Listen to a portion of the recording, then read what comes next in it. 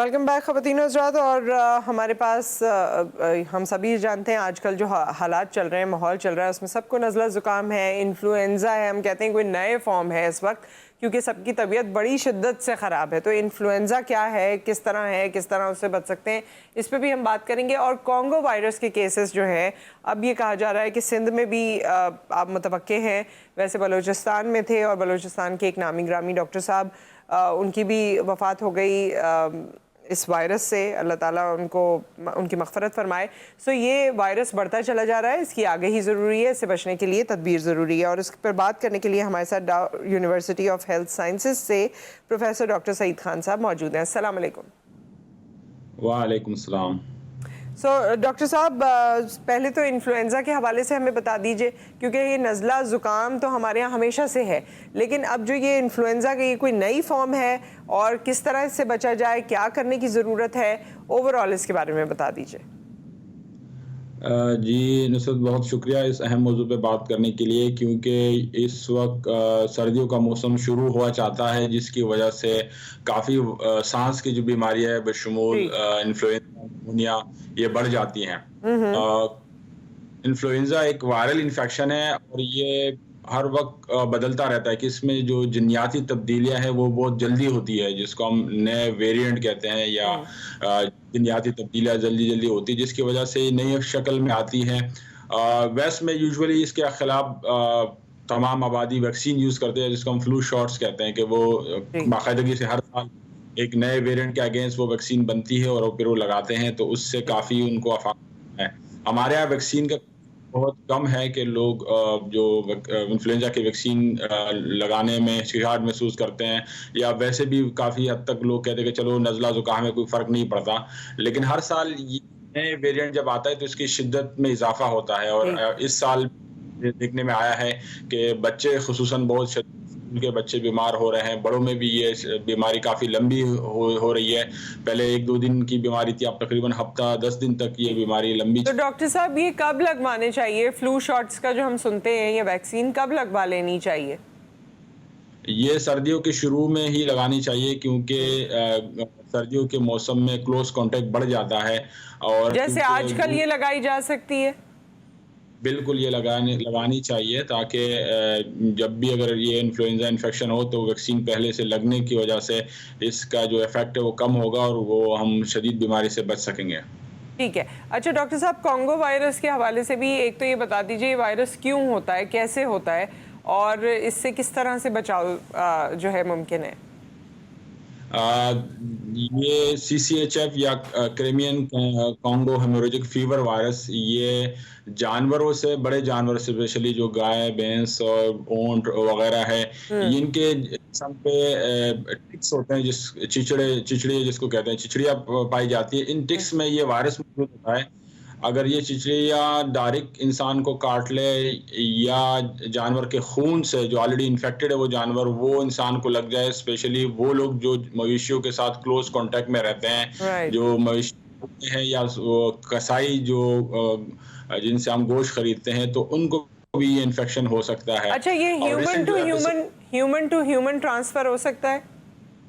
बिल्कुल ये हो सकता है। एक बार जो अच्छा। मुतासरा शख्स है उनको हो जाए तो उससे ये क्लोज कांटेक्ट के थ्रू, जिस तरह कोई फ्लूइड है, ब्लड है, बॉडी फ्लूइड है, या क्लोज कांटेक्ट के थ्रू ये मुतासरा शख्स से दूसरे शख्स अच्छा, को लग क्लोज सकता है। कांटेक्ट तो डॉक्टर साहब, क्योंकि दो चीजें, एक तो ये है कि ब्लड से अगर आपका एक्सपोजर हो, चले वो तो समझ आ गया। क्लोज कांटेक्ट यानी सांस से भी फैलता है, ये बात कर रहे हैं, अगर आप किसी से, उसे कॉन्गो वायरस है, उससे भी फैलेगा?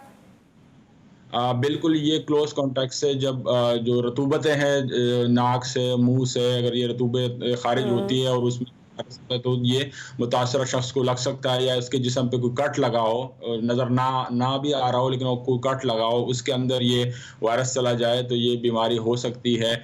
और यही वो है इस बार, क्योंकि ये यूजुअली ईद उल अज़हा के मौके पे ज़्यादा केसेस सामने आते हैं, जब बहुत बड़े तादाद में जानवर शहर हैं और वहाँ पे ये एपिसोड होते हैं। लेकिन इस बार ये बहुत अनलाइकली है कि तो ईद उल अज़हा का टाइम भी नहीं है, दूसरा ये बड़ी तादाद में डॉक्टरों में और जो हेल्थ केयर वर्कर्स है इनमें तो मुंतकिल हुआ डॉक्टर है। साहब, इससे बचा कैसे जा सकता है? इस तरह एहतियात ही इसका बेहतर इलाज है, क्योंकि पे लोग एक्सपेक्ट नहीं कर रहे थे कि ईद उल अज़हा नहीं है तो शायद ये बीमारी नहीं होगी, बल्कि जानवर जब भी होंगे तो ये बीमारी हमें एक्सपेक्ट करनी चाहिए कि क्लोज कॉन्टैक्ट से स्पेशली जो कसाई हैं ये इनमें उनके ज़रिए फिर आम आबादी में फैल सकता है।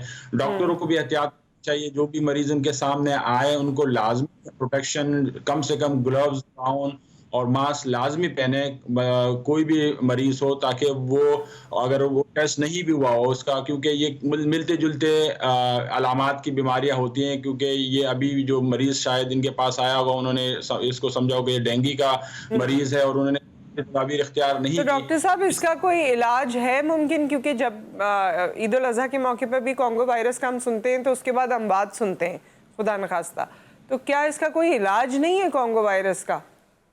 कॉन्गो वायरस का इस वक्त कोई इलाज मौजूद नहीं है और ये 40% तक मोर्टेलिटी कॉज कर सकता है। मतलब 100 में से 40 लोग की अमवात हो सकती है या 40% जो है मोर्टेलिटी, जिस तरह कोविड से 2% मोर्टेलिटी थी, तो ये इतना ख़तरनाक और लीथल वायरस है कि इससे काफ़ी मौत की जो चांसेस है बहुत ज़्यादा होते हैं, क्योंकि इसमें कोई एंटीवायरल अब इस वक्त मौजूद नहीं है, कोई वैक्सीन अवेलेबल नहीं, तो एहतियाती वाहिद इलाज है और अलामात जो तो मास्क पहने डॉक्टर साहब, सैनिटाइज करें, मास्क पहने, ये चीज़ें मेरे ख्याल में करनी चाहिए फिर। ये बिल्कुल करनी चाहिए, स्पेशली वो लोग जो मरीजों की तीमारदारी करते हैं या मरीजों की जो देखभाल करते हैं, नर्सेज हैं, डॉक्टर्स हैं, उनको लाजमी तौर पे हर मरीज से जो है अपने आप को बचाना इतनी हद तक चाहिए कि वो उनकी खिदमत भी करें, लेकिन खुदा न खास्ता अपने आप को भी बीमार ना करें, क्योंकि ये मसीहा खुदा न खास्ता बीमार हो गए या उनकी अमवात होगी तो ये मरीजों का इलाज। अच्छा, तो डॉक्टर साहब ये कॉन्गो वायरस भी इसी तरह नज़ले ज़ुकाम की तरह शुरू होता है? नहीं, ये इनकी अलामात बड़ी मुख्तलिफ होती है कि शदीद तेज़ बुखार हो सकता है और जो है इसमें जिस्म पे छोटे-छोटे दाने निकल सकते हैं, क्योंकि इसमें प्लेटलेट्स बहुत तेज़ी से कम हो जाते हैं और जिस्म के मुख्तलिफ हिस्सों से खून रसना शुरू हो सकता है, मसूड़े से खून निकल सकता है। तो ऐसी अलामात की सूरत में फ़ौरी तौर पे डॉक्टर से रुजू करना चाहिए, क्योंकि अगर अर्ली स्टेज पे ये हम हॉस्पिटल पहुँचा दें मरीज़ को या डॉक्टर को दिखा दें, तो जो अलामाती इलाज है उससे काफ़ी हद तक इसको कंट्रोल किया जा सकता है कि बर वक्त उनको अगर खून की ज़रूरत है खून के ट्रांसफ्यूजन की जा सकती है और जितने भी सिम्टम्स है उसको सिम्टोमेटिक ट्रीटमेंट की जा सकती है, लेकिन यूजुअली उससे फिर बचाव का इम्कान होता है। बिल्कुल काफ़ी हद तक बचाव का इम्कान है, लेकिन यूजुअली मरीज बहुत लेट जो है हॉस्पिटल पहुंचते हैं या उसकी जो है मिस डायग्नोसिस होती है मुख्तलिफ किस्म के एंटीबायोटिक। अच्छा जी डॉक्टर साहब, मैंने ये भी सुना था कि जैसे ये टिक्स होती हैं, अगर ये कहीं आपके हाथ पर आके बैठ गई और आपने इस तरह करके उसको मसल दिया तो उसका ब्लड अगर आपको लग गया तो भी ये वायरस आपको लग सकता है? बिल्कुल, टिक्स के साथ नहीं इस तरह खेलना चाहिए, उसको डायरेक्ट खूब जो है उसको मसलना भी नहीं चाहिए, बल्कि अगर कोई चिमटी या इस तरह चीज़ है उससे पकड़ के आपको उसको हटाना चाहिए, चाहे जानवरों से हो या जो है जिस्म पे आए, तो बिल्कुल उसको मारना डायरेक्ट नहीं चाहिए। उससे जो अगर मवाद निकलेगा तो उसमें ये वायरस मौजूद होता है। तो इसकी आती है कि जो जानवर पे स्प्रे होते हैं उस पर स्प्रे कर सकते हैं ताकि वो जानवरों से जो है इंसानों में मुंतकिल ना हो और इस बीमारी को ये प्रिवेंटेबल डिजीजेस रोक सकते हैं। इलाज से पहले जो स्टेप है प्रिवेंट, इसको हम कर सकते हैं। अच्छा डॉक्टर साहब, क्योंकि बच्चे स्कूल जाते हैं तो क्या ये मॉस्किटो रिपेलेंट वगैरह जिस तरह यूज़ किए जाते हैं ये इनके लिए कारआमद हैं, उससे शायद उनको इस चीज़ से फ़र्क पड़े? नहीं, ये डायरेक्ट मॉस्किटो के थ्रू क्योंकि नहीं फैलता, बल्कि ये जानवरों से मॉस्किटो रिपेलेंट जो लगा लेते हैं बच्चों के लगा देते हैं, जो लोशन टाइप होता है, उससे कोई अफाका हो सकता है? उससे ये है कि अगर टिक नहीं काटता तो जाहिर बात है वो हो सकता है, लेकिन क्योंकि इसमें जानवर का करीब होना लाजमी है, तो वो अगर एनवायरनमेंट में जानवर नहीं है तो उससे जो मॉस्किटो रिपेलेंट है उससे हम तो बाकी जो मच्छर मार अद्वियात के जरिए, मच्छरों के जरिए जो बीमारियां फैलती है उसको रोक सकते हैं। लेकिन इसमें काफी सारी ऐसी चीजें हैं कि अगर जिस्म पे कट लगा हो तो भले आप मॉस्किटो रिपेलेंट यूज करें, लेकिन वो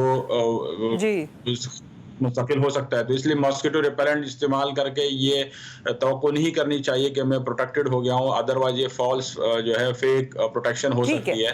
ठीक है, तो ठीक है, रहना चाहिए और एहतियाती तदाबीर इख्तियार करनी चाहिए। जी डॉक्टर सईद खान, बहुत बहुत शुक्रिया आपका। कॉन्गो वायरस के हवाले से और इन्फ्लुएंजा के हवाले से आपने हमें बताया, और ये तमाम बातें हम हमेशा बताते रहते हैं, लेकिन इसको प्रैक्टिकली करना भी है। थोड़ा सा डिस्टेंस मेंटेन करें, मास्क जहाँ लगा सकते हैं लगाएं और सैनिटाइज करें, और अल्लाह से दुआ करें कि हम सब इन बीमारियों से और आफतों से बचे रहें। एक ब्रेक, उसके बाद हम इरफान कामिल साहब हमारे साथ मौजूद होंगे। आपने सवाल करना है, बात करनी है, कॉल्स करनी है आफ्टर द ब्रेक।